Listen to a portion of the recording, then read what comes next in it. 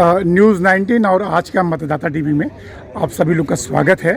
जैसा कि आप लोग जानते होंगे कि हमारे देश के प्रधानमंत्री नरेंद्र मोदी जी ने एक पेड़ एक नाम का जो मिशन रखा है पूरे देश में, वो बिल्कुल शिखर पे है। उसी कड़ी में हमारे रोटरी क्लब ऑफ आइडियल के जो अध्यक्ष हैं, मैम थोड़ा सा अपना परिचय दीजिए, कितना लगाव है आपको इस वृक्षारोपण को लेके? मैं Sonika Agarwal, president Rotary Club of Ghaziabad ideal से। हमने जो ये सभी के साथ मिलकर ये करने का सोचा है, एक पेड़ माँ के नाम, इसके लिए मैं हेमिस्फीयर फैमिली, अपने क्लब के मेंबर्स, ग्रेटर क्लब के मेंबर्स सभी का धन्यवाद करती हूँ। जैसा कि हम सभी जानते हैं कि पेड़ का, वृक्ष का हमारे जीवन में क्या महत्व है। वृक्ष के बिना हम अपने जीवन की कल्पना भी नहीं कर सकते। हम जो मोदी जी ने जो स्लोगन दिया है, एक पेड़ माँ के नाम, इसमें माँ का नाम आते ही इमोशंस आ जाते हैं, क्योंकि माँ इमोशन से जुड़ी हुई है। तो जैसे माँ देख रेख करती है, ऐसे ही हमें भी पेड़ों की देख रेख करनी चाहिए, उनका पालन पोषण करना चाहिए। क्योंकि मैटर ये नहीं करता कि आज हमने पेड़ लगाए और हमारा काम हो गया। मैटर ये करता है कि वो पेड़ उस काबिल होना चाहिए कि वो वहाँ तक हम उसकी देख रेख करें कि वो जब तक खुद सक्षम नहीं हो जाता अपनी खुद की देख रेख करने में, वो पेड़ पूरी तरीके से जीवित रहना चाहिए। तो हमें ज़्यादा से ज़्यादा पेड़ लगाने चाहिए।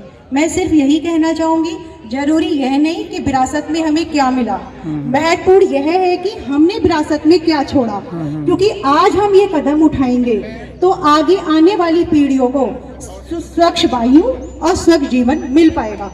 यदि हम आज से ही शुरुआत नहीं करेंगे तो आगे आने वाली पीढ़ियों का जो जीवन है वो कठिनाई में आ जाएगा। इसीलिए हम ज़्यादा से ज़्यादा कोशिश करेंगे कि हम उनके जीवन को सुरक्षित रख सकें। Thank you so much. एक सवाल और, एक सवाल मैम, पेड़ बहुत लगते हैं, लेकिन नेचर के करीब जाने के लिए क्या फलदार वृक्ष लगने जरूरी है? बिल्कुल, फलदार वृक्ष हमें ज़्यादा से ज़्यादा लगाने चाहिए, क्योंकि फलदार वृक्ष को आसानी से कोई काटता नहीं है। दूसरा, जो पक्षियां हैं उनको भी एक आहार मिलता है, वो भी अपने घोंसले बनाने के लिए सक्षम होते हैं। जब हम छोटे थे तो पक्षियों की कितनी आवाज़ आती थी, बट आज हम जब से बड़े हुए हैं तब से पक्षियों की आवाज़ ही नहीं आती, क्योंकि ज़्यादा से ज़्यादा पेड़ कट गए, उन्हें भी घोंसले बनाने की जगह नहीं मिल पा रही।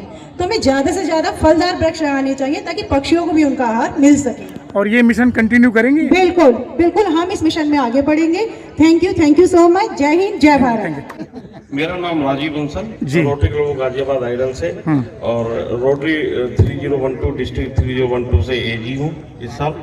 और मेरा ये मानना है कि हम लोगों को जो पर्यावरण के लिए भी एक तो पेड़ लगाने चाहिए, और दूसरा हम लोगों को जो भी चीज़ मिलती है जीवन से, हम जो भी जुड़े हुए हैं बचपन से लेकर के हमारे मरणागत तक, जो भी चीज़ हमारे ज़रूरी है पेड़ के लिए, यहाँ तक कि जब हम सांस लेते हैं तो ऑक्सीजन पेड़ छोड़ता है, ये हमारे कार्बन डाइऑक्साइड को वो सोखता है और ऑक्सीजन को छोड़ता है। हमारे जितने भी हम लोग देखते हैं, हमारे बुजुर्ग जो होते हैं जब आईसीयू में जाते हैं, वो एक एक दिन के 2-2 हज़ार रुपये ऑक्सीजन के देते हैं।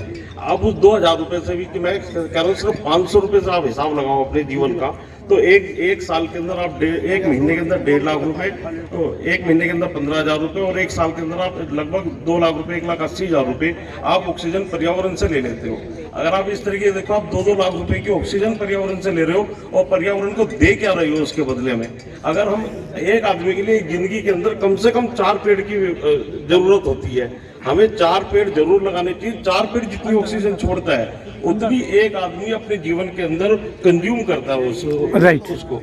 तो हम लोगों को चाहिए एक पेड़ माँ के नाम, एक पेड़ पिता के नाम, और 2 पेड़ अपने बच्चों के नाम, उनको सबके नाम लगाने चाहिए। और हर जो हम अपना पेड़ लगाएं उसके आगे अपना नाम लिखें, एक तख्ती जरूर लगाएं, जिससे कि हमें आगे भी ये ध्यान रहे कि भैया ये पेड़ हमारे कारण लगा, हमारे हाथों से लगा था, इसकी केयर हो। उसकी केयर के लिए हमें भी अपना वो उसका सावधान रहना चाहिए, और हमेशा उसकी तरफ अपना ध्यान देना चाहिए कि भाई हम साल में एक बार कम से कम भी उस पेड़ पे जाकर के ध्यान दें कि हमने जो वृक्ष लगाया था वो कितना फला है, कितना फलीभूत हुआ है हमारे। अब हमें ये चाहिए कि हमें जो अपने जीवन में, जब हम आज से 50 साल पहले, हमारी उम्र आज 55 साल की है, 50 साल की है, किसी की 55 साल की है, हमें 50 साल पहले जो पर्यावरण से जो हमें मिला था, जितना स्वच्छ वातावरण हमारे पास था, आज उतना स्वच्छ वातावरण नहीं है, चारों तरफ पॉल्यूशन है। तो हमें चाहिए कि हम भी आगे विरासत में वही सब चीज़ छोड़ें जो हमें अपनी विरासत में मिला था।